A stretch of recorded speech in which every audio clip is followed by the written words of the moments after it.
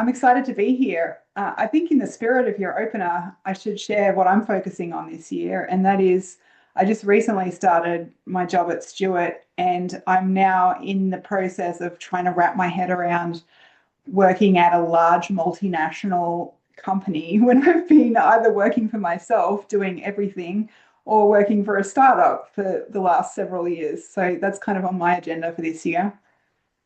This topic, though, it's not really about, like, I feel like on LinkedIn every day I get on there lately, it's all about new year, new me, and what everyone's doing differently. And I guess I'm bucking the trend a little bit here because this presentation is not about doing anything new or different. It's really about kind of reflecting on my former hobby now, although I may go back to it, and the things that it's taught me about life and, for the purpose of today's session, customer success more specifically. So I'm looking forward to getting into this with you all, and pop in the chat if you have done a skydive before. I'd love to hear the stories. And of course, as Paul mentioned, I'd love to see any photos of upcoming skydiving adventures. So let's get into it. Alrighty, so I am Julia. Paul already gave a great intro, but what wasn't in there is that I have done over 350 solo skydives. This is actually me many moons ago, and the legs that you can see there is my now husband, who I met through skydiving. So I always tell people I used to be cool. Now I've got two young kids, and I guess my life is a little bit more boring. I keep my feet on the ground more these days. But here is the proof. I used to be cool. So the takeaway from today's session that I'm hoping to bring to you is the concept that the skills and mindset needed to navigate the sport of skydiving, and to be honest with you, probably most adventure sports, are surprisingly similar to what it takes to build successful customer relationships and a successful career in customer success. So we're going to go through three of those rules or words to live by today. So the first one is slow is smooth, smooth is fast. And when I was finding graphics for my presentation, I was surprised to learn that apparently this applies to boxing as well, probably applies to other things too, but it's not specifically a skydiving statement. The second word or rule is muscle memory rules. So has anyone ever thought about when they're driving their car and they got home and they don't actually remember how they got there? That's muscle memory. So we're going to talk a little bit about that here soon. And the third is feedback is always welcome unless it's not. That probably won't make sense just yet, but that's okay. All right, so we're starting off with slow is smooth, smooth is fast. So when people think of skydiving, especially if you've not had any exposure to the sport of skydiving, they think of a tandem skydive where you jump out of the plane, strapped to another person, and the whole point of it is just to have fun and feel the exhilaration and maybe even take in the view. But skydiving is actually a very advanced and complex sport where there's actually multiple sports within skydiving. So we're going to talk about it. We're going to touch on a couple of those today. If you want to find out more about that, just let me know afterwards. It will take me, I could do a 3-hour presentation on that, and that's not the purpose of this session. But I do want to just highlight one of the sports here, and that is formation skydiving and four-way formation skydiving in particular. So on this diagram here, you can see all these letters and diagrams of groups of skydivers in free fall making these different patterns. So the idea, the intention of formation skydiving is there'll be a random draw that will have these different formations, and you don't know what it is until like a few minutes before you go up on the plane. And you have to try and create as many of these formations as possible within the time limit. You have an external person videoing the skydive, and then you get points for each correct formation. And so the more points you get in the allotted time, the higher you score. This is a really, this is a global sport, and there's lots of really great teams all around the world, including Arizona Airspeed. So I'm just going to show you a little bit of what good four-way formation skydiving looks like, because this is one of the top teams in the world. And you can see here the draw G9M8. That was a different combination of formations that they were trying to form on this jump. So they're exiting the plane. They're already making formations. It's called on the hill, where they're still like at an angle coming out of the plane. So these guys, in addition to going at, many, many miles an hour in free fall here, they're also moving incredibly fast to create these formations. And they make it look really easy, but I can assure you it is not easy at all. And it takes a lot of skill. Because the intention is to make as many formations in the time allotted as possible, the temptation is to rush it. And the issue is, if you rush it, you have what's called a bust. So a bust is when the formation breaks apart. And when these people are moving their bodies really, really fast, if you have a bust and you like run into someone or you miss someone completely, it actually takes a lot longer to then regroup and create the formation again than if you had just gone slower from the get-go. So there's a counterintuitive rule here for this skydiving event, but it's one that is super relevant in skydiving and in customer success, because we also in customer success get points, aka money, for people using our products and adopting our products as quickly as possible. But the reality is that unless we have a really methodical way of getting customers implemented correctly and then achieving the value as quickly as possible, it's not actually going to work. So you can have a bust in terms of an implementation, and a bust is going to be costly. It's going to cost you money and it's going to leave dollars on the table. An example of this that I've experienced in the customer success realm is, having what we thought was a solid implementation plan and a plan for achieving value, having who we thought were the correct stakeholders in the room to agree and align on that, but then finding out after the training was completed that there was this key influencer who wasn't identified in our original stakeholder analysis, who had a completely different concept of what success looked like. They didn't like the product and they decided it wasn't working for them. So even though we thought we did things properly, we hadn't identified this person as a risk in the process. And in the end, the customer churned. So in this photo, by the way, this person here that's like the meat in the sandwich or the like on the torture table being stretched out is me. So what a bus looks like. People who are not as good as Arizona airspeed at skydiving. So in this example, I just wish we'd gone a little slower, and also in the photo as well, actually. The second rule, or the second word to live by, is muscle memory rules. So in an emergency situation, your brain actually slows down. Like, you're not able to think as clearly and as efficiently as you are normally. And so it's really important to have muscle memory in place so that you get to where you need to be going without having to think too hard about it. So in this photo here, there's also me. I'm also this middle person on the right-hand side there. This is another sport in skydiving. This is called crew, CRW, which means canopy relative work. And this is where instead of making formations with our bodies in free fall, we make formations with our parachutes. So completely different sport. And again, you get like points for making different formations. So it's also really fun and can be very dangerous. So crew has a reputation for attracting, shall I say, the daredevils in the sport of skydiving, because one of the biggest risks with crew is entanglements with another parachute. So we're going to see what that looks like here in a minute. But let me just preface this by saying that when you learn to skydive, you practice your emergency procedures until you're literally doing it in your sleep when you go to bed at night, because you practice it so much. And the reason why is that you want to have those procedures baked in. So if you have a situation that occurs, you don't have to think about it. You just act. You just get rid of your main parachute, deploy your reserve, and you've done it all before you even really had to think about it.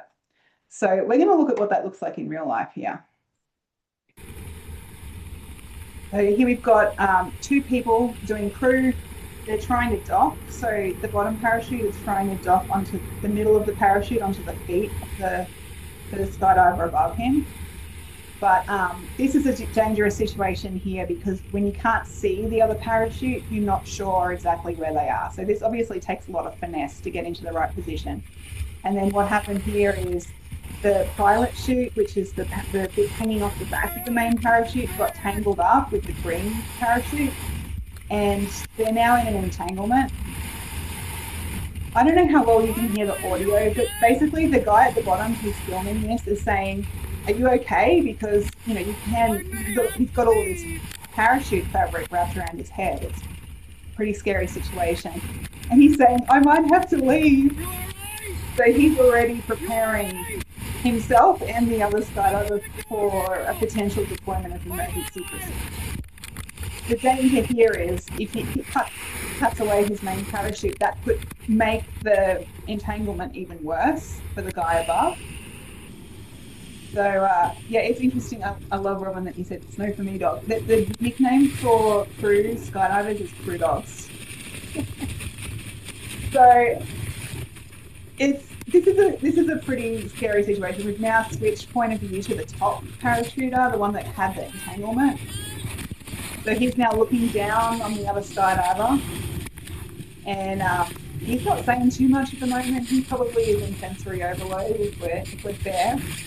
Yeah, it's pretty dicey, but he gets it off his face, so he can breathe. He's okay. The guy below now, he's cut away. So now the only job that the top guy has to do is to clear the canopy and the lines from him. He's not able to do that, so he's getting it off as best he can, but then he's going to also cut away his main parachute. So this is something that a lot of people say. A lot of people have questions about is, yes, you have two parachutes when you go skydiving. You are not relying on one parachute. So when I talk about emergency procedures, what I mean is you're cutting away or releasing your main parachute and deploying your emergency reserve. So he still has a little bit of entanglement here on the left, but yeah, he's going to sort that out. So everyone did fine in this situation. Like, it's okay. You can relax and take a deep breath now. Everyone was okay. Yeah, I think this is the thing. Like, Kristen, don't let this put you off. If you're going to go and do a skydive, do a tandem. It is not like this at all. Like, it's a lot calmer and a lot less dangerous. Crew is only something that you can do. I think most drop zones will only allow you to do crew jumps if you've got over 200 skydives already, because the risks are just a lot higher. So so that's an example. Like, I just loved the "are you okay? I might have to leave you" calmness of the guy on the bottom there, who could see that this was a dicey situation, and he just really calmly handled it because he was really comfortable in his emergency procedures. So when I talk about emergency procedures, these are things that you do all through your basic training, and then literally before every skydive, you practice these. And you don't actually pull your reserve parachute because it's expensive and has to be repacked by a professional. But that's what it looks like to do your emergency procedures. And so we practice that, like you mime it when you're on the ground, but you practice that before every single jump. So it's front of mind, literally, if you have an emergency situation arise. The parallel in customer success is, if you have a dicey situation arise with a client on a call and you don't have an established process for knowing how to deal with that, then you're wrapped up in a parachute and you don't know what to do next. Okay, so this is where playbooks are really important. And so this call that I had a couple of years back, we prepared extensively. We knew the customer wasn't really happy with things. And so we pulled all of this data. We analyzed usage data, locations, the individual users and how they were using it. And so we identified some areas where basically they were just not following the training that we provided them and not using the product effectively, and then blaming us for it. But at the end of the day, when they kept coming at us with objections, we didn't really have a clear playbook for how to resolve that. And, oh, if this objection arises, this is how you deal with it. And we couldn't really offer them anything on that call that met their needs. So again, they churned. I will say one thing about, anyone who is involved in adventure sports of any kind, and how that experience comes over into customer success is there's very little that can really rattle you on a customer call if you've been in a real emergency situation where, you know, your life has been on the line. So it's really good for giving you perspective. That's not one of the words to live by, but that's a bonus. All right, our third and final in the words to live by is feedback is always welcome unless it's not.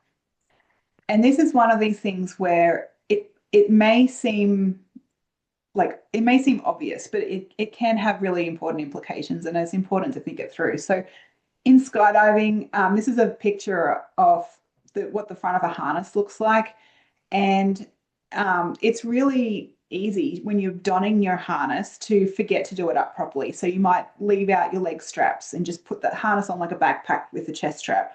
Or people leave their chest straps off regularly.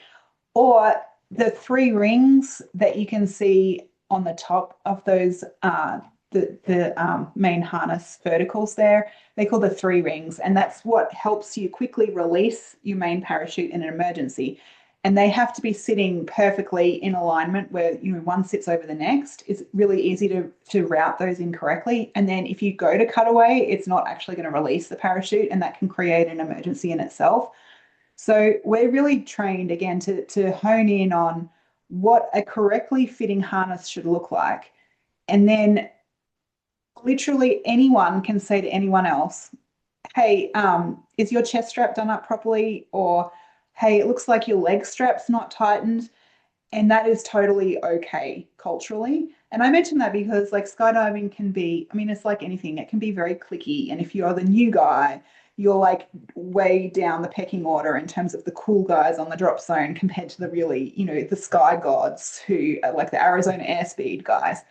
But if you were at a drop zone and you saw Arizona airspeed and you had just finished your learn to skydive course and you saw that their chest strap wasn't done up and they were walking towards the plane, you could totally say to the Arizona airspeed flyer, hey, can you check your chest strap? I think you might need to check it. And they would be happy to receive that feedback. And that's because there's a culture of everyone knows that everyone is looking out for each other. No one wants anything bad to happen to a fellow skydiver. And so that culture is baked in, and that's global. So the parallel to customer success is that you may not have that culture in your customer success organization.